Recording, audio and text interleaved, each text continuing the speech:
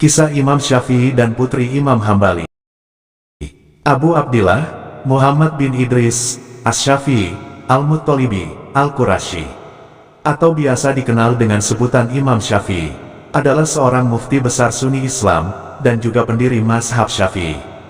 Imam Syafi'i juga tergolong kerabat dari Rasulullah. Ia termasuk dalam Bani Muttalib, yaitu keturunan dari Al-Muttalib, saudara dari Hashim, yang merupakan kakek Nabi Muhammad. Banyak sekali kisah kesolehan dan kecerdasannya. Di antaranya adalah ketika berkunjung ke muridnya, yaitu Imam Ahmad bin Hambal, atau biasa dikenal Imam Hambali. Berikut kisahnya. Suatu hari, Imam Syafi'i, semoga Allah merahmatinya, berkunjung ke rumah Imam Ahmad bin Hambal. Imam Ahmad mempunyai seorang putri yang solehah, kalau malam beribadah, siang berpuasa, dan menyukai kisah orang-orang soleh. Putri beliau ini ingin sekali melihat Imam Syafi'i secara langsung, sebab sang ayahnya sangat menghormatinya. Ketika Imam Syafi'i berkunjung ke rumah mereka, sang putri merasa sangat senang, dan berharap bisa melihat apa saja yang dikerjakan Imam Syafi'i, serta mendengar ucapan-ucapannya.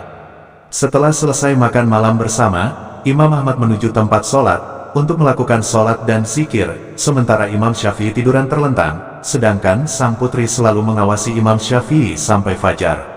Di pagi hari, sang putri berkata kepada ayahnya, "Wahai ayahku, apakah benar dia ini Imam Syafi'i yang engkau ceritakan padaku dulu?" "Benar anakku," jawab Imam Ahmad. Putrinya berkata, "Aku mendengar bahwa engkau menghormati Imam Syafi'i, tapi apa yang aku lihat tadi malam, dia tidak sholat, tidak zikir, tidak pula wirid. Dan aku juga melihat ada 3 hal yang aneh." Imam Ahmad bertanya, "Apa saja 3 hal itu, wahai anakku?" Putrinya menjawab, "Ketika kita sajikan makanan kepada Imam Syafi'i, dia makan banyak sekali, dan ini berbeda dengan yang kudengar. Ketika masuk kamar, dia tidak beribadah sholat malam. Dan ketika sholat subuh bersama kita, dia sholat tanpa wudhu." Ketika agak siang dan mereka berbincang-bincang, Imam Ahmad berkata kepada Imam Syafi'i, tentang apa yang dilihat oleh putrinya.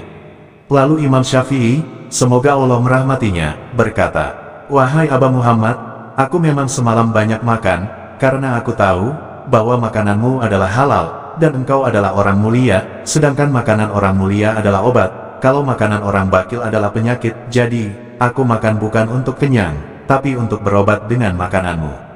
Adapun semalam aku tidak sholat malam, hal itu dikarenakan ketika aku meletakkan kepalaku untuk tidur, aku melihat seolah-olah Al-Quran dan hadits berada di depanku. Kemudian Allah membukakan kepadaku 72 masalah ilmu fikih, yang kususun untuk kemaslahatan muslimin, la'ala shawab." Di sini karomah Imam Syafi'i pun tampak, ia mengeluarkan kitab dari dadanya, kitab itu adalah kitab Al-Um, maka memikirkan ilmu inilah yang menghalangi antara diriku dan sholat malam.